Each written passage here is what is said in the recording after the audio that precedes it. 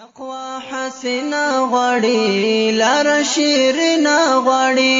دا د روزي مشته دا توبه نسبنا غړي تقوا حسنا غړي لار شیرنا غړي دا د روزي مشته دا توبه نسبنا غړي.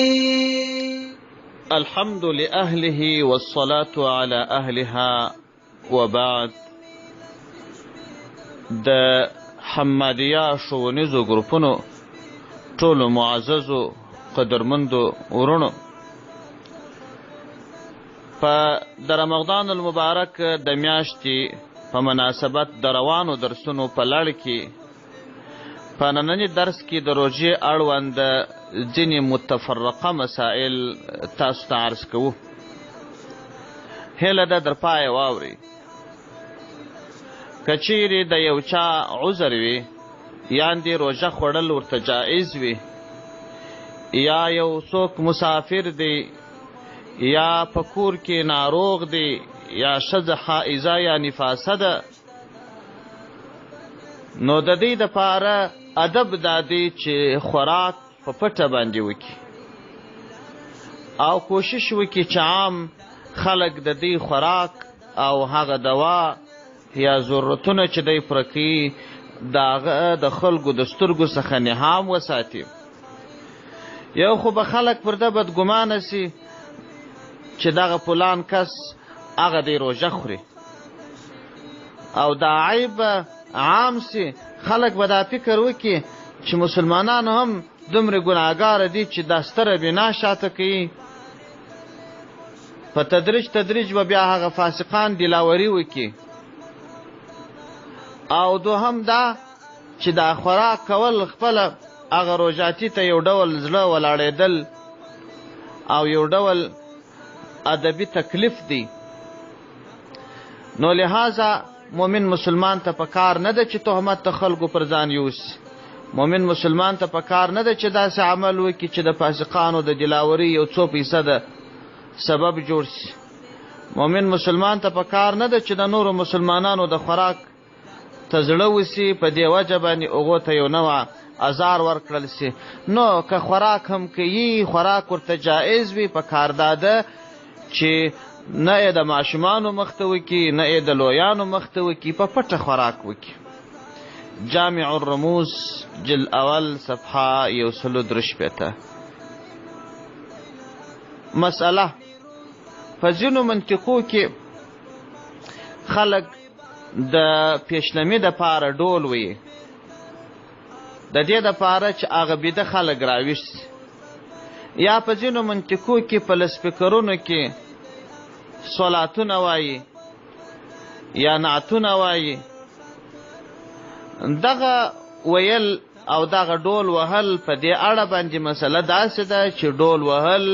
جائز دی په دې شرط چې رباب و موسیقي ورسره نه وي او د خلکو ضرورت وي. او که چیرې د یو محل خلک ټول په اتفاق دا ووایي چې دا زموږ د ازار سبب ګرځېږي، زموږ د تکلیف سبب ګرځېږي، موږ ټوله راویښېدلی سو، هلته بیا د خلکو د ازار سبب چې جوړېږي بیا نه دی پکار. او بله خبره لا دا ده چې دغه سیمې چې تلاوت غږوي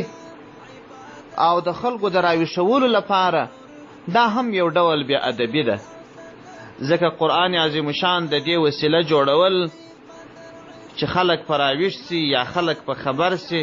دا ښه کار نه دی، د ادب خلاف کار دی. که څوک پر تلیفون برابري چې زنګ ورته راسي دته تلاوت شروع سي، یا په پیشنمي په لسپیکرانو کې چې د قرآن په ذریعه خلک راویښي، د راویښولو یو وسیله یې جوړوي.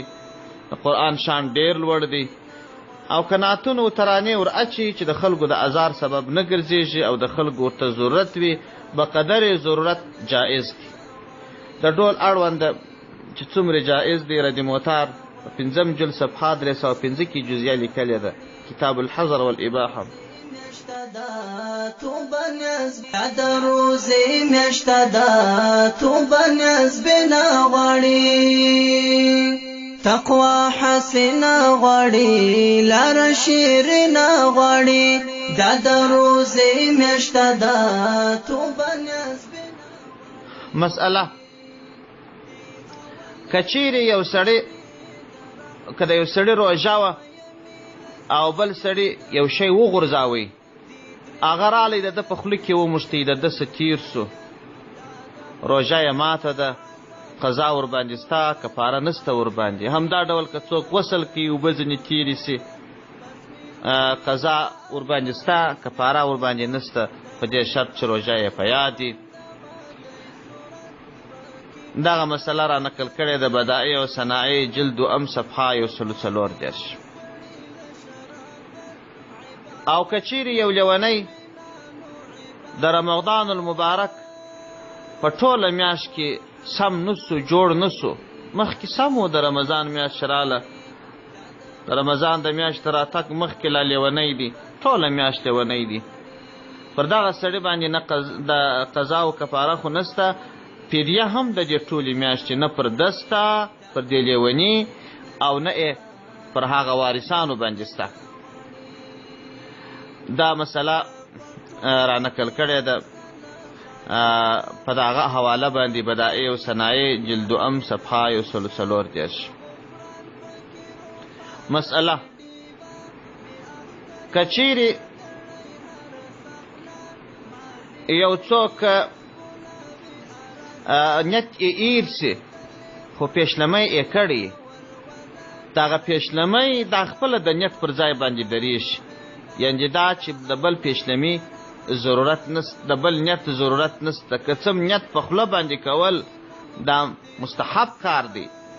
خو که چیرې چا ونه کوي یوازې پیشلمی یې کړی و بس هغه کفایت ورته کوي مسأله که چیرې یو څوک مسافر وي د سفر څخه تر زوال مخکې راشي او شی یې نه یي خوړلی چې دا راورسېږي د سنیت پسې وکړي بېرته روژه وخوري پر دغه سړي باندې قضا ستا او کفاره ورباندې نسته په کار خو دا ده چې پسې وینیسي خو که یې روژه ونه نیول قضا ورباندې ستا او کفاره ورباندې نسته مسأله په بعضو منطقو کې داسې رواج وي چې د ماښام تر لمانځه مخکې روژه مات کوي نو پر خوراک باندې دا جومات ښه وځنډوي یا لږ یا ډېر دغه کار کول دا ځنډول دا مکروه دی ځکه افضل وخت د ماښام په لمانځه کې اول وخت بدون ضرورت او بدون عذر ځنډول دا مکروه کار دی البته که پر لارې باندې و یا په سفر کې و ضرورت و هلته بیا پروا نه کوي د ماښام وخت اوږد دی یعنې دا چې بدون ضرورت د اول وخت څخه ځنډول مکروه دي خو وخت ایسته کوشش چې دا وکړي چې د روژه ماته تر لمانځه مخکې کړي او بیا لمونځ په جماعت باندې ادا کړي وروسته بیا په آرامه باندې خپل خوراک وکړي دا افضله طریقه ده د مکروهوالي څخه به خلاص کبیری جلد اول صفحه 233 وصلى الله تعالى على خير خلقه محمد وآله وأصحابه أجمعين شیرنا غړي دا د روزي میاشت ده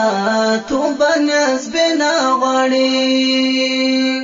تقوا حسنا غړي لار شیرنا غړي دا د روزي میاشت ده توبه نیاز بنا غړي